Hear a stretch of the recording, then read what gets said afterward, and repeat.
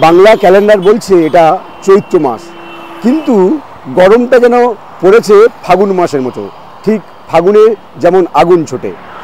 আলিপুর আবহাওয়া দপ্তর বলছে যে এই মার্চ মাসেই প্রায় 40 ডিগ্রির কাছাকাছি ছুঁইবে এই গরমের পারদ, এবং এই গরমে ইতিমধ্যেই হাঁসফাঁস সাধারণ মানুষের। তাপপ্রবাহের সতর্ক বার্তা দক্ষিণবঙ্গের 6 জেলায়। মার্চে 40 ডিগ্রি ছুঁতে পারে তাপমাত্রার পারদ। মার্চে তাপপ্রবাহের রেকর্ড।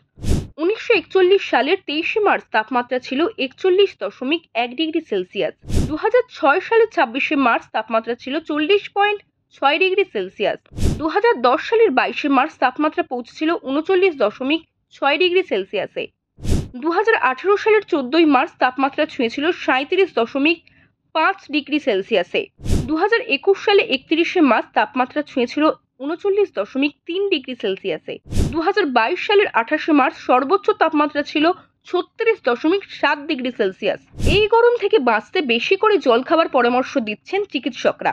তীব্র গরম থেকে বাঁচতে কেউ আখের রসে চুমুক দিচ্ছেন, কেউ বা আবার ঠান্ডা বরফের জলের শরবতে চুমুক দিচ্ছেন, কেউ কেউ আবার এই ঠান্ডা থেকে বাঁচতে আইসক্রিমের ভরসা রাখছে। যত গরম বাড়ছে তত কষ্ট বেড়েই যাচ্ছে। এবারে যতদিন জল চেষ্টা আছে খেয়ে যাচ্ছি, এবারে গরম আর আমাদের ইঞ্জিনের কাজে সহ্য করা যাবে না। হ্যাঁ, উপর গরম, নিচে গরম, সব সাইডে গরম, সব দিকে গরম লাগছে। আরো তাপমাত্রা বাড়বে, 40 হবে। হ্যাঁ, 40 হবে তো কি করবে? আমাদের কাজ করতেই হবে, কাজ করলে না কি করে যাবে? এই গরম থেকে বাঁচতে কীভাবেই বা তারা নিজেদেরকে সাবধান করবেন, কি জানাচ্ছেন চিকিৎসকরা। পরিষ্কার কথা, এখন যা দাবদাহ হবে, তাপপ্রবাহ তো হবে, আরও বাড়বে এটা। তো সেখানে আমাদের ডিহাইড্রেটেড হয়ে যাই আমরা, এবং তার থেকে আমাদের 3টে রোগ যেটা নিয়ে আমাদের খুব চিন্তা থাকে। একটা হচ্ছে হিট ক্র্যাম্প, অর্থাৎ পেশিতে টান, এমন টান ধরছে যেটা আটকে যাচ্ছে, মানে শরীর খারাপ করে দিচ্ছে। তো এইবার হিট এক্সশন, মাথা ঘুরে যাচ্ছে, তারপর হচ্ছে বমি ভাব, বমি হচ্ছে, আর যেটা ভয়ানক সেটা হচ্ছে হিট স্ট্রোক, যেটাতে মানুষকে অজ্ঞানও করে দিতে পারে এবং মৃত্যুরও ঘটাতে পারে। তো এই জায়গাটাতে অসুবিধা হচ্ছে আমাদের এই মুহূর্তে, যেটা নিয়ে আমাদের সবথেকে বেশি চিন্তা, যেভাবে আমাদের তাপমাত্রার পরিবর্তন হচ্ছে, বাংলায় এত হিট স্ট্রোক হতো না, কিন্তু এখন যা অবস্থা তাতে হিট স্ট্রোক হওয়ার একটা ভীষণ সম্ভাবনা আছে। তো সেই ক্ষেত্রে আমরা এখন জল খাবো, ফল সবজির ওপর নিজেদের জোর রাখতে হবে, এবং যে ফলের মধ্যে জলীয় প্রভাব আছে সেইটা ভীষণ খারাপ, সেইটা নেওয়া দরকার। যেগুলো কোল্ড ড্রিঙ্কস, যেটা খুব খারাপ, কোল্ড ড্রিঙ্কস ব্যাপারটা কিন্তু ভালো নয়।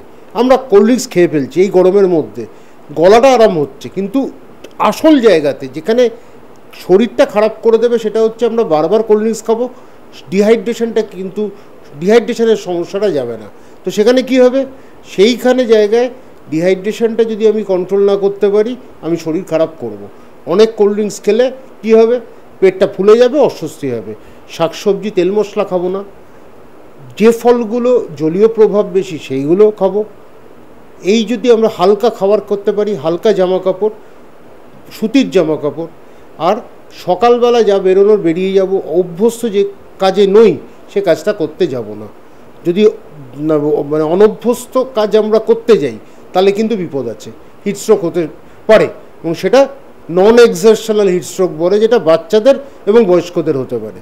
আর যারা, আপনি সাংবাদিক, বাইরে যেতে হবে, আপনার সাথে ক্যামেরাম্যান আছেন, তাকে বাইরে যেতে হবে, পুলিশ, সাফাই কর্মী, এরা বাইরে কাজ, কিন্তু কিছুক্ষণ ছায়াতে, কিছুক্ষণ রোদ্দুরে, সেটা ঠিক আছে, কিন্তু টানা করতে গেলে কিন্তু বিপদ আছে।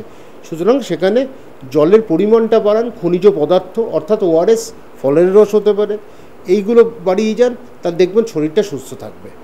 তীব্র গরমে হাঁসফাঁস অবস্থা মানুষের, তবে স্বস্তির খবর শুনিয়েছে আলিপুর হাওয়া অফিস। বৃহস্পতিবার কলকাতা সহ দক্ষিণবঙ্গের একাধিক জেলায় হতে পারে বৃষ্টি। ক্যামেরায় রবি দত্তের সঙ্গে বিশ্বজিৎ হালদারের রিপোর্ট, ওঙ্কার বাংলা।